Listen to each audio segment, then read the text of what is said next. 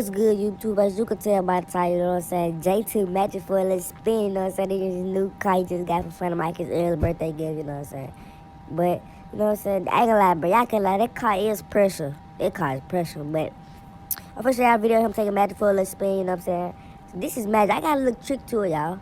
So this Magic, right? You know what I'm saying? She posted this on her story, you know what I'm saying, last night, you know what I'm saying? This the next day that y'all getting this video.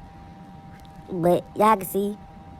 Y'all can see who is that in the front seat. I really can't see who that is in the front seat, but you know, so this Magic story, she took Jay for a little spin, right? So I went on Magic Instagram myself and looked for it. She deleted. Did she delete it because she didn't want Aaliyah to see that Jay took her for a little spin before I caught it? Huh? Did she delete it because? Let me repeat that again. Did she delete it because Jay took her for a spin and she didn't want Aaliyah to see? I don't know, bro, but I caught it, you know what I'm saying? Well, I didn't catch it. Somebody else caught it, and I got it from them. I'm not even gonna cap to y'all. But y'all can see right here, you know what I'm saying?